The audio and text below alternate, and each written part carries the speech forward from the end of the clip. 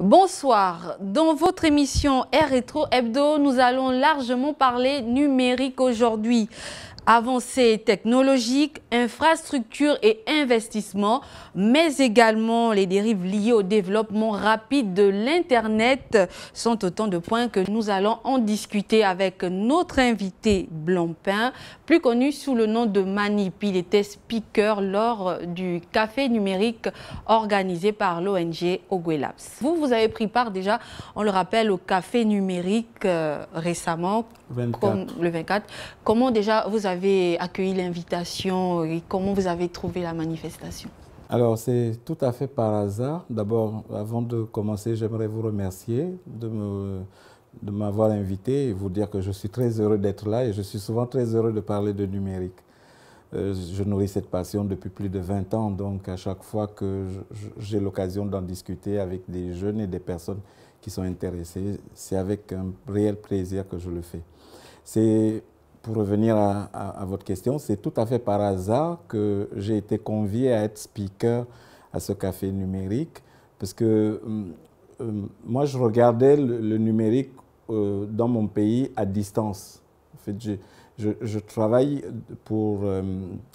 bien sûr pour un organisme international dans mes fonctions premières, mais en tant que passionné, je travaille avec une structure. Et nous avons une mission, c'est de sensibiliser. Nous avons sélectionné 14 établissements supérieurs et secondaires et les sensibiliser sur les bouleversements à venir dans la formation et dans l'emploi. Nous travaillons dans ce sens. Donc, c'est grâce à cette activité-là que j'ai été contacté par M. Silver Boussamba, qui est le promoteur du café numérique au Gabon, oui.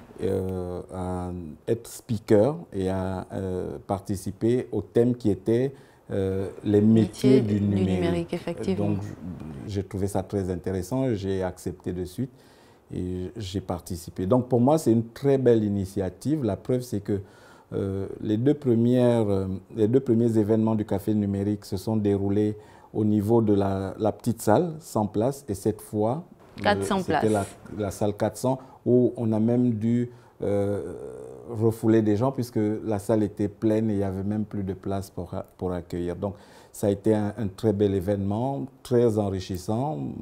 Il y a une chose que beaucoup de personnes n'ont pas encore eu la chance de comprendre, c'est que la connaissance, elle est devenue collégiale. Le monde produit tellement de connaissances qu'il est très difficile de s'arroger le droit de dire « je connais ». C'est difficile. On produit plus qu'on ne peut consommer. Imaginez, vous produisez du maïs et vous produisez tellement de maïs que vous n'avez pas suffisamment de camions pour livrer. Qu'est-ce qui va se passer? Le maïs va pourrir. Mais on est dans une dynamique où la connaissance ne pourrit pas. Donc il faut se mettre de façon collégiale pour contribuer à partager la connaissance. Et c'est ce que nous avons pu faire. Alors, lors de cet événement, vous parlez au départ de 100 places et là on passe à 400 places. Est-ce que c'est dire que la jeunesse gabonaise, comme on l'a aussi si bien vu dans les reportages, ça donne aujourd'hui à tout ce qui est numérique, que ce soit un métier du numérique, en tout cas tout ce qui a un rapport avec le numérique? La jeunesse est friande de ce genre d'événements. On a même le sentiment qu'on est... On le dit souvent, que nos jeunes sont des androïdes. Moi, j'ai mon fils qui a à peine 3 ans. Il est à l'aise avec un téléphone, écran tactile et tout ça. Il ne sait pas lire, mais il va rechercher ses vidéos sur YouTube. Personne ne lui a fait un cours là-dessus. Il a observé et puis il a appris. La seule chose qu'il demande, c'est qu'on déverrouille le téléphone parce qu'il ne connaît pas le code. Mais une fois, quel que soit le niveau où vous êtes, il va rentrer, il va trouver, il va suivre. Donc les jeunes sont vraiment demandeurs de ce genre de choses. Maintenant, il faut que nous, les acteurs du domaine, réorientons le besoin parce que quand on regarde, la majorité, c'est Facebook, c'est WhatsApp, voilà, ce sont les réseaux sociaux qui sont majoritairement, parce que nous, dans le cadre de nos activités avec les établissements, nous faisons un sondage derrière.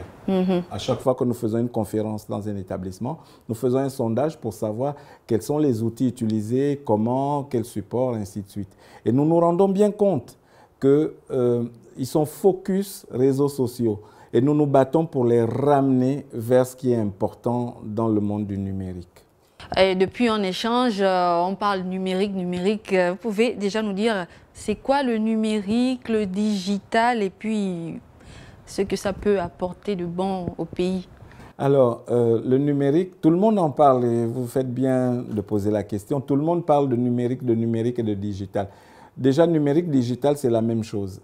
Le terme digital vient de l'anglais digit, qui veut dire compter, pour la simple et bonne raison que les machines, quand elles fonctionnent, ne font que des calculs. Elles ne font que des calculs. Vous écoutez de la musique, vous dessinez, vous écrivez, vous envoyez un mail. Tout ce que vous faites, pour une machine, elle reçoit ça sous forme de calcul et c'est à chaque fois un calcul différent que la machine fait. C'est tout. La machine ne fait pas autre chose que calculer. C'est pourquoi elle est très rapide et très précise.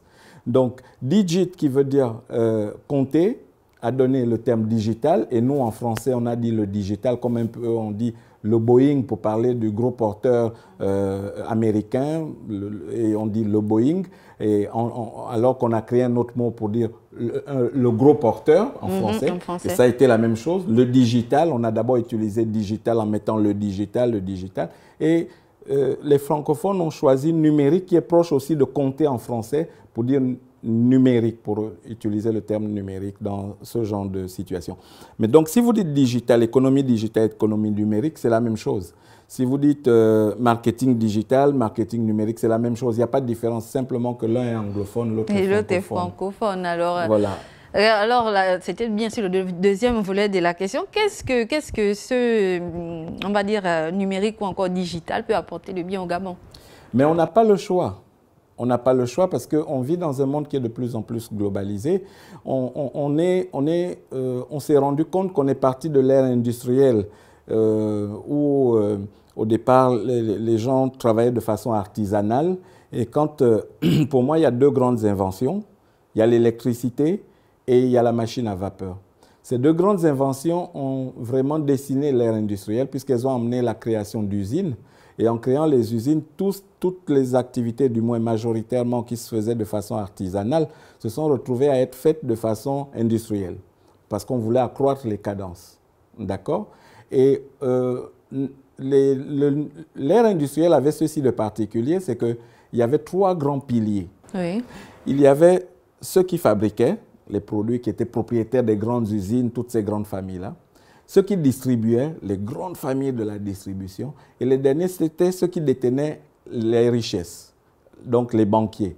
Et si vous regardez, pendant le siècle dernier, les grandes fortunes appartenaient soit à la distribution, soit ils étaient du domaine bancaire, soit ils étaient dans la fabrication de produits. Et le numérique est venu casser cela. Le numérique est venu casser cela, c'est-à-dire on n'était plus obligé d'avoir les mêmes distributeurs. Regardez le e-commerce, les circuits de distribution sont nombreux. Oui. Voilà. Lever des fonds, chercher de l'argent, on n'a plus besoin d'aller vers une banque parce qu'on veut créer une start-up. On peut lever des fonds sur le net, on peut trouver des donateurs. On a diversifié les méthodes. Pourquoi? Parce que le coût de la création d'une entreprise par rapport à l'ère industrielle, à l'ère du numérique, le coût est très faible. Ça veut dire qu'on n'a plus besoin d'aller devant les banques. Et c'est tant mieux. Moi, je suis d'accord avec ça. Parce que pendant longtemps, les banques ont fait le malin quand on allait vers elles pour chercher des prêts. Regardez jusqu'à aujourd'hui. Pourquoi la tontine continue d'exister? C'est simplement parce que si les gens n'arrivent pas à avoir de l'argent rapidement et dans des délais très courts auprès des banques. Et ce débat, il faut qu'on l'ouvre dans notre pays pour comprendre pourquoi ça se passe ainsi. Donc, on est obligé, parce qu'on est dans un monde qui se trouve aujourd'hui sur une vague qui est la vague du numérique et tout le monde est là-dedans. Donc, notre pays ne peut pas rater ce virage. On est obligé. Tout ce qu'on reçoit, les canaux, les normes sont aux normes numériques. Donc, si on veut écouter, c'est un peu comme si vous voulez parler à quelqu'un et que vous n'êtes pas à la même fréquence que cette personne, elle ne va pas vous écouter. Nous sommes obligés et nous devons rentrer parce que tout le monde y est. Et un autre point important qui a tout aussi été abordé donc, dans l'un des reportages que nous avons suivis ensemble, c'est celui de faire donc, du Gabon un pôle numérique. Vous pensez que ça pourra se faire du Gabon un pôle numérique en Afrique subsaharienne? D'ailleurs, même l'un des objectifs des organisateurs du café numérique. Oui, je pense que c'est louable comme ambition. Je pense qu'il faut se donner les moyens d'atteindre cet objectif. Et je vais vous dire pourquoi. Regardez la Corée du Sud, pas du Nord, la Corée du Sud. La Corée du Sud, c'est 3 fois moins de population que la Russie. 170 fois moins de territoire. Ils n'ont rien, les Coréens. Ils n'ont rien. Ils n'ont pas de ressources minières, ils n'ont pas de pétrole, pas d'uranium, ils n'ont rien. Les ressources halieutiques, c'est-à-dire la mer, ils la partagent avec le Japon et la Chine. Et je peux vous dire que ce n'est pas eux qui pêchent le plus. Parce que, voilà, c'est un petit pays. Mais la Corée, depuis le Gabon, la Corée, c'est les véhicules Kia, c'est les véhicules Hyundai, c'est les LG, téléphones, climatiseurs, tout ce que vous voulez, c'est des moteurs de bateaux, c'est tout ça. Un Coréen est plus riche qu'un Russe. Le PIB par habitant de la Corée est bien plus élevé que celui de la Russie. Un Coréen est plus riche qu'un Français. Et c'est ce genre de choses qu'il faut expliquer à nos jeunes aujourd'hui. Donc ça, c'est révélateur. Et la Corée, quand je vois la Corée, c'est un peu le Gabon sans les richesses. Petite population, petit territoire, ainsi de suite. Donc si des pays comme ça ont pu réussir et se hisser à un tel niveau d'expertise en termes d'innovation, je pense que ce sont des modèles inspirants et nous faut regarder ça de près. C'est ce qu'on explique aux jeunes tous les jours. Et justement, pour faire donc du Gabon un pôle numérique, il faudra bien sûr miser sur la formation et ce genre de sensibilisation que vous faites. La formation au TIC des jeunes aussi prise en charge par l'État. N'est-ce pas un peu tôt de déjà se lancer tous comme ça? Ou bien il est peut-être temps, vous allez nous dire? Nous sommes même en retard, je vais vous dire. Très en retard. Nous sommes en retard. Nous sommes en retard parce que nous n'avons pas pris en compte un certain nombre de choses très tôt. Nous avons été l'un des pays à faire énormément de choses. Très tôt, nous avons fait de belles choses. Très tôt. Je peux vous citer tout plein d'exemples. Mais ensuite, il y a eu le relâchement. On a un peu relâché les choses. Et là, on est en train de prendre conscience. Mais moi, je peux vous dire, je suis franc et sincère avec vous, la crise, c'est une bonne chose pour notre pays. Je suis sûr que certaines personnes qui vont l'écouter vont être choquées. Moi, je vous dis, c'est une bonne chose. Il n'y a pas de pays qui se soit construit ou qui se soit relancé sans passer par une crise, quelle que soit la forme de la crise, qu'elle soit économique, politique, sociale. Une crise en général, c'est toujours comme une renaissance, c'est pour booster les gens. Et on va repartir, et il faut qu'on se serve de ces difficultés dans lesquelles nous sommes pour changer nos façons de faire. Parce que il y a de nombreux changements de paradigme en ce moment. Mais les gens ne sont pas conscients. La chicotte et la carotte jouent le même rôle, c'est pour vous faire avancer. Les gens pensent que c'est différent. C'est une bonne chose qu'il y ait des initiatives comme celle de l'UNESCO, RTL, en partenariat avec l'État. Il en faut plus parce que nous avons encore un système éducatif qui n'a pas totalement pris en compte les méthodes d'enseignement nouvelles qui intègrent les solutions numériques. Par exemple, un élève qui est malade, comment est-ce qu'il peut, à l'ère du numérique, apprendre le cours qu'il a raté en classe? Nous travaillons dans ce genre de solutions. Alors restons toujours donc dans la formation emploi. Près de 80% des métiers seront appelés à disparaître d'ici 2030. Ça fait quand même un peu peur.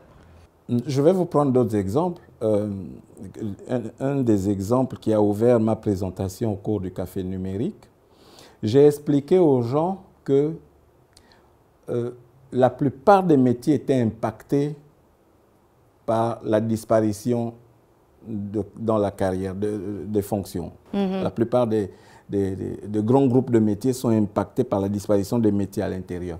Et un des secteurs qui a payé le prix cher, le prix fort, c'est l'aviation.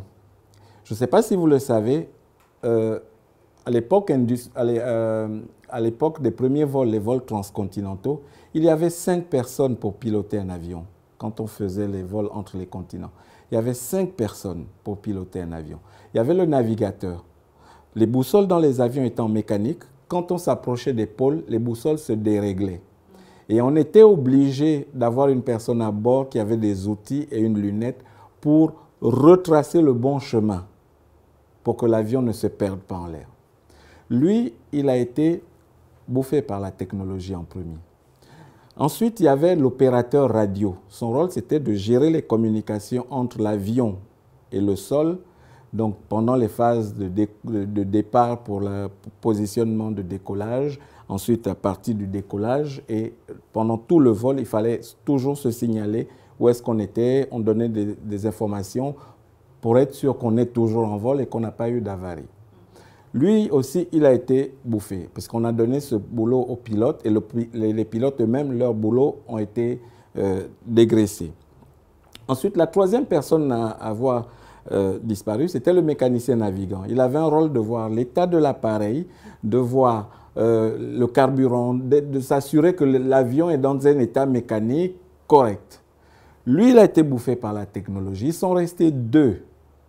Et aujourd'hui, il y a des compagnies de fabrication d'avions et des compagnies aériennes qui veulent supprimer un des 2 pilotes.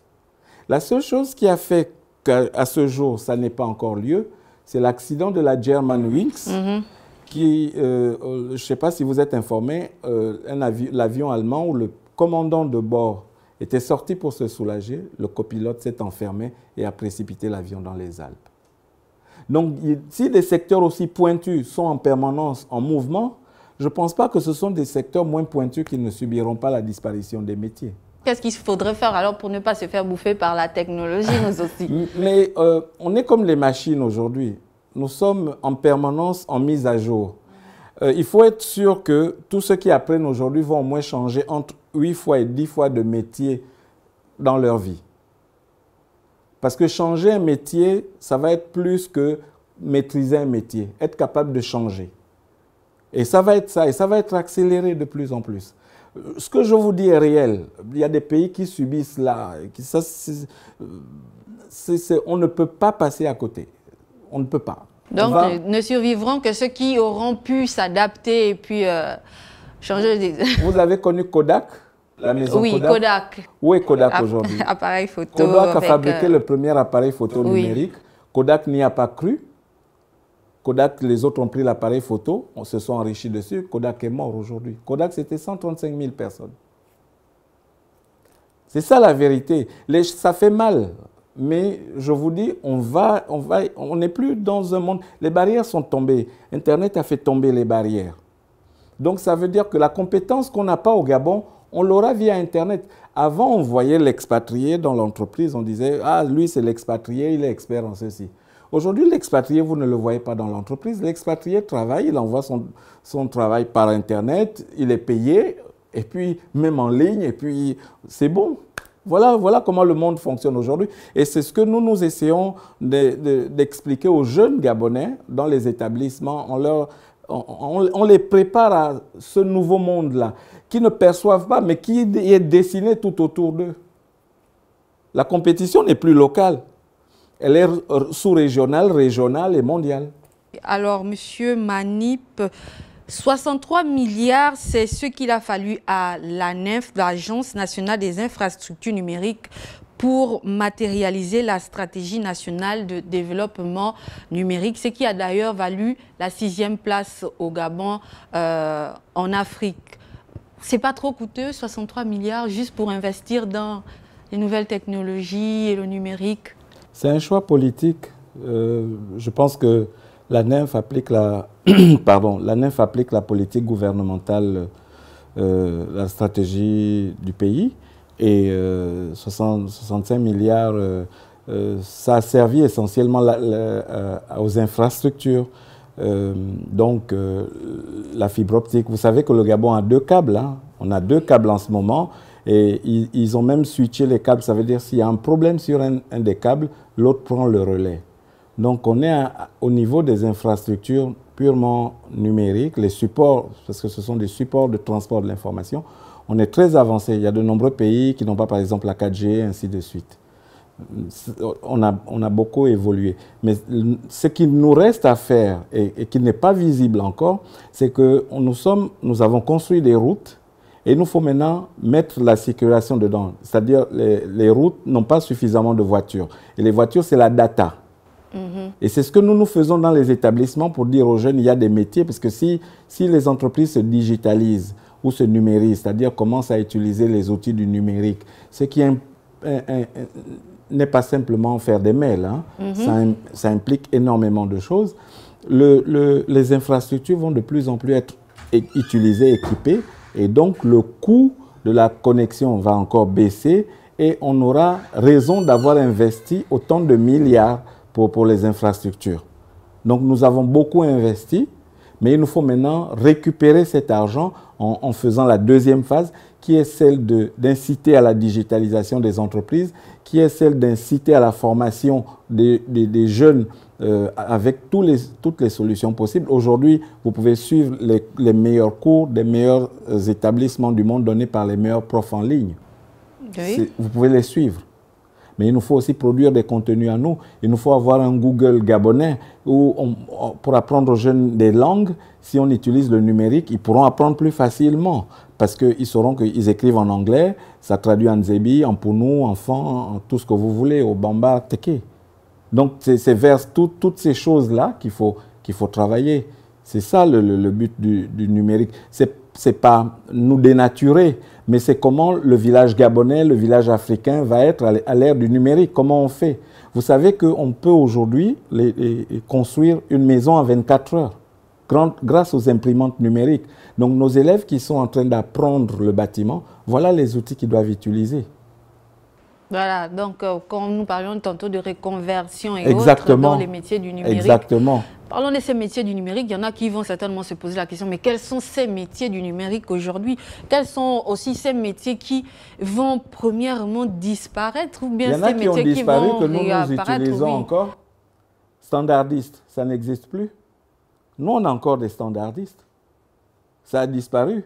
Vous ne pouvez pas aller en Occident travailler en tant que standardiste. Personne ne va vous employer. Regardez Amazon, le numéro 1 de la vente en ligne, a créé un magasin où vous venez avec votre téléphone, vous êtes inscrit chez eux, vous entrez dans ce magasin-là, qui est aussi grand que l'hypermarché Mbolo, et vous prenez tout ce que vous voulez, les articles, et vous ressortez.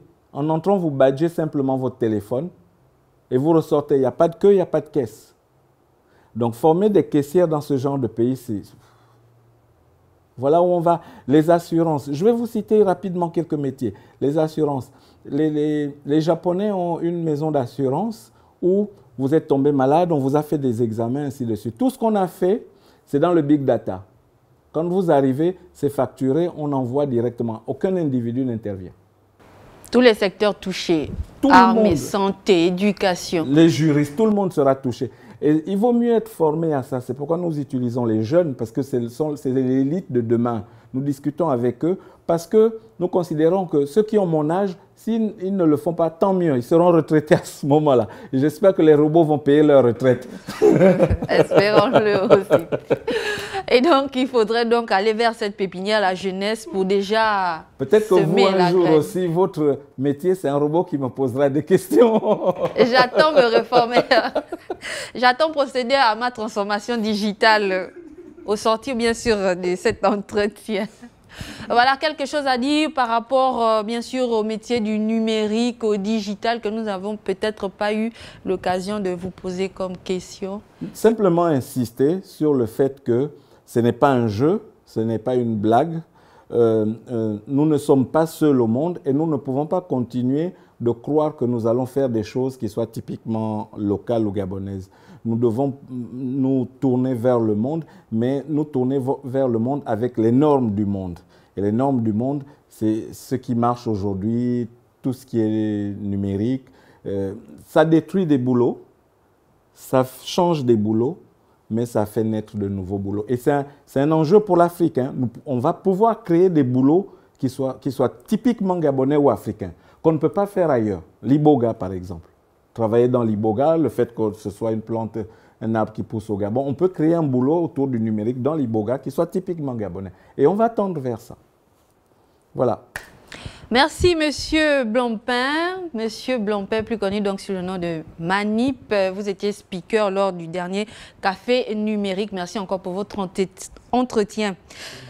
Rétro Hebdo, c'est fini pour aujourd'hui. Nous vous donnons rendez-vous donc dimanche prochain avec d'autres invités et pour décortiquer d'autres actualités ayant marqué la semaine. Merci de nous avoir suivis. Au revoir et bonne suite de programmes sur Renaissance Télévision.